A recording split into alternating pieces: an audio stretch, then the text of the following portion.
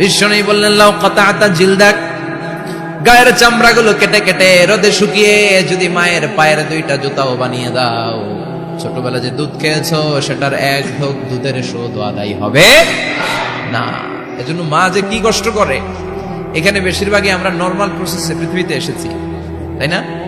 Caesarean baby খুব কম, থাকলে এক দুইটা। নর্মাল প্রসেসে একটা বাচ্চাকে ডেলিভারি করতে একটা মায়ের যে কত কষ্ট হয় আপনি কল্পনাই করতে পারবেন না। চিকিৎসা বিজ্ঞান বলে একজন সুস্থ মানুষ ব্যথার একটা ইউনিট আছে, মাত্রা, ব্যথা মাপার একক। 45 ইউনিট পেইন বা ব্যথা একজন মানুষ সহ্য করতে পারে। ব্যথার তীব্রতা বা মাত্রা যদি 45 ইউনিটের বেশি হয়, যদি ছাড়িয়ে যায়, হয় লোকটা বেহুশ হবে, নয় মরে যাবে। আমার আর আপনার মা যখন আমাদেরকে নর্মাল প্রসেসে ডেলিভারি করেছেন, তখন তারা 45 না 57 ইউনিট প্লাস 57 থেকে 60 ইউনিটের পেইনও তারা ছাড়িয়ে গেছে। 57 ইউনিটেরও বেশি ব্যথা তারা সহ্য করেছে, যেটা কোনো অ্যাক্সিডেন্টে আপনার দেহের 206টা হাড্ডি আছে তো 20টা হাড্ডি একসাথে কোনো অ্যাক্সিডেন্টে ভেঙে গেলে যত ব্যথা তার চেয়েও বেশি ব্যথা। এজন্য মায়ের মনে কষ্ট দেয়া যাবে? মায়ের মনে কষ্ট দিয়ে জীবনে কেউ সফল হতে পারে নাই। সাইয়েদনা মূসা আলাইহিস সালাম আল্লাহর একবার জিজ্ঞেস করলেন, আল্লাহ মাইয়া কুনু জালিসি ইয়াউমাল কিয়ামা, আল্লাহ আমার সাথে কিয়ামতের দিন জান্নাতের সাথী কে হবে? আল্লাহ বললেন, জালিসুকা ফিল জান্নাতি জাজ্জা, তোমার সাথী হবে কিয়ামতের দিন বিচার শেষে জান্নাতে যখন ঢুকবা, তোমার সাথী হবে একজন কসাই। কসাই চিনেন? কি করে? গোশত কাটে। সাইয়েদনা মূসা আলাইহিস সালাম অবাক হলেন, ঘটনা কি? কসাই? আমি হইলাম নবী আর আমার সাথে জান্নাতে থাকবে? How come it's possible? এটা কিভাবে সম্ভব? আল্লাহ বললেন, নিজেই দেখে আসো এটা কেমন কসাই। সাইয়েদনা মূসা আলাইহিস সালাম ছদ্মবেশে কসাইয়ের দোকানে দাঁড়িয়ে রইলেন। দেখলেন স্পেশাল বিশেষ কোনো আমল নাই, কসাই শুধু গোশত কাটে, গোশত বিক্রি করে। দিন শেষে দোকান বন্ধ করে প্যাকেটের ভেতরে গোশত নিয়ে বাড়িতে রওনা হয়েছে। বাড়ির ভেতরে ঢুকে যাওয়ার পর সাইয়েদনা মূসা আলাইহিস সালাম ঘরের দরজার কড়া নাড়লেন। কসাই বলে, মান আনতা, তুমি কে? মূসা আলাইহিস সালাম বললেন, আনা মুসাফির, আমি মুসাফির, থাকার জায়গা নেই, আপনি যদি থাকার জায়গা দেন আপনার বাড়িতে থাকবেন। কসাই বলে, আসেন। সাইয়েদনা মূসা আলাইহিস সালাম ঢুকলেন। কসাই বলে, এই ঘরে একটু থাকেন, ওই ঘরে আমার একটু কাজ আছে। মূসা আলাইহিস সালাম বললেন, যান, কাজ সেরে আসেন। মূসা আলাইহিস সালাম খেয়াল করলেন ওই ঘরে মাচার উপর থেকে বয়োবৃদ্ধ এক নারীকে তিনি নামিয়ে গোসল করালেন, টাওয়াল দিয়ে গা মুছিয়ে দিলেন, নতুন জামা পরিয়ে দিলেন। এরপর দোকান থেকে আনা সুন্দর গোশতের টুকরাটারে নিজ হাতে কেটে রান্না করলেন।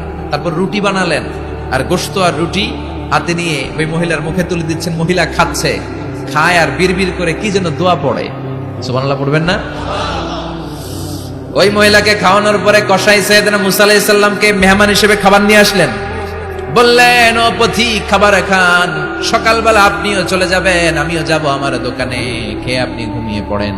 মূসা আলাইহিস সালাম বললেন, ততক্ষণ পর্যন্ত তোমার আনা খাবারে আমি হাত দিব না যতক্ষণ না তুমি বলবা ওই মহিলাটাকে। কসাই বলে, হাদিহি উম্মি, এটা আমার মা। হাদিহি উম্মি, এটা আমার মা। এই দুনিয়া এই মা ছাড়া আমার কেউ নাই, আমিও ছাড়া আমার মায়ের কেউ নাই। তাই প্রতিদিন দোকানের কাজ শেষ করে গোশত এনে রান্না করে আমার মারে আমি খাওয়াই।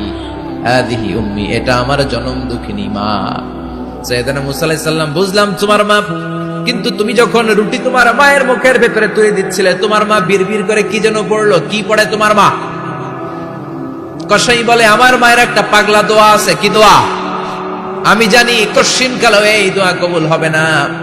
আবেগের বশবর্তী হয়ে প্রতিদিন আমার মা আমার খেদমতে আমার উপর এত সন্তুষ্ট হয়ে যায়, এত খুশি হয়ে যায়। আমার মা প্রতিদিন বলতে থাকে, আল্লাহুম্মা জাআল ইবনি জালিসা মূসা ইয়াউমাল কিয়ামা। ও আল্লাহ, আমার ছেলের খেদমতে আমি এত সন্তুষ্ট, আমার ছেলের উপর আমি এতটাই রাজি খুশি। শুনেছি এই জামানার সবচাইতে বড় পয়গম্বর, বনি ইসরাইলের সবচাইতে বড় নবী, ওই নবীর নাম নাকি মূসা। ও আল্লাহ, আমি এত কিছু জানি না, এত কিছু বুঝি না, এত কিছু চাই না, তোমার দরবারে শুধু একটাই চাওয়া, একটাই ফরিয়াদ, তুমি আমার ছেলেরে কিয়ামতের দিন মূসার সাথে হাসর নসিব করে দিও। আমার ছেলে কসাই ছেলেটারে তুমি মূসার জান্নাতের সাথী বানিয়ে দিও। আল্লাহুম্মা জাআল ইবনি জালিসা মূসা ইয়াউমাল কিয়ামা। জালিস মানে ফ্রেন্ড, বন্ধু। আল্লাহ, জান্নাতে আমার ছেলেরে তুমি মূসার বন্ধু বানিয়ে দিও। মূসা আলাইহিস সালাম এবার বুঝতে পারলেন।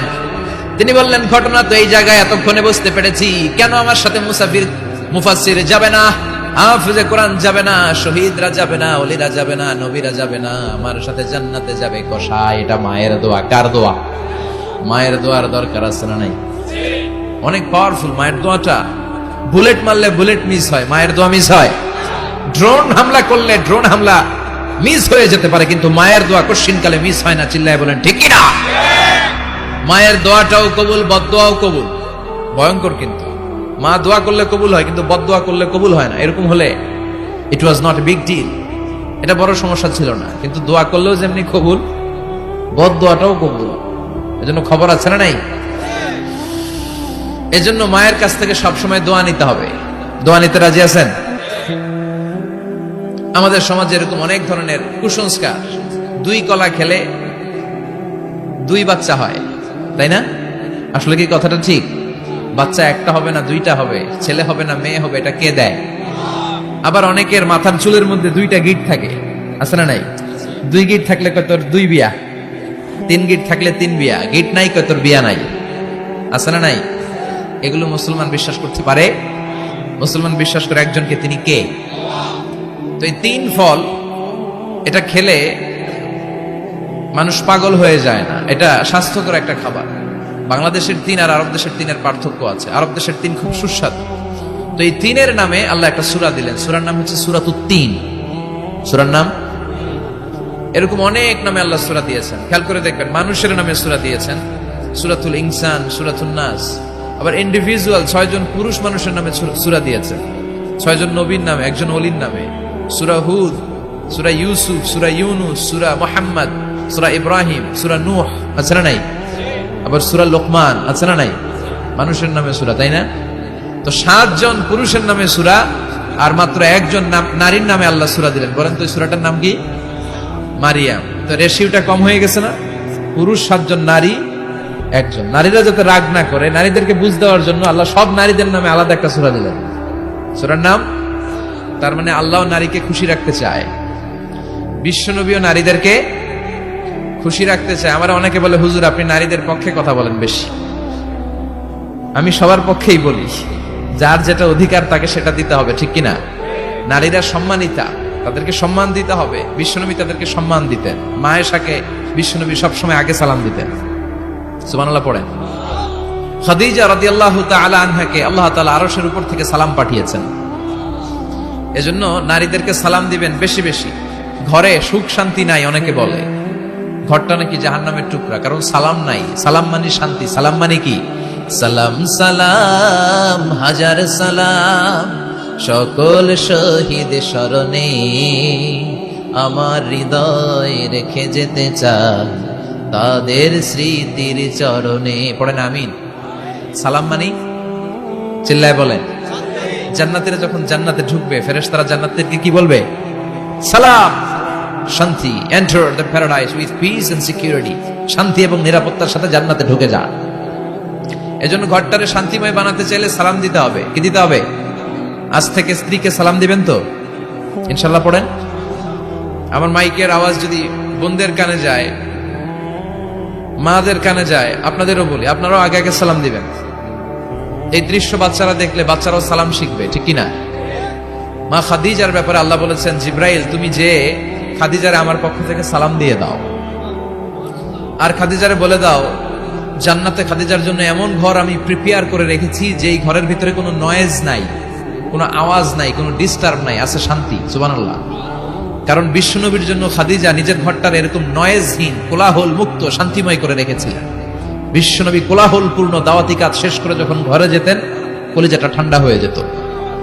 বিশ্বনবীর জন্য এমন একটা ঘর রেখেছিলেন মা খাদিজা, ওই ঘরে বিশ্বনবী যখন প্রবেশ করতেন, বাইরে যত মারপিট হয়েছে, মারামারি হয়েছে, কাফেরদের যত অত্যাচার সহ্য করেছে, ঘরে ঢোকার সাথে সাথে নবী সব ভুলে যেতে।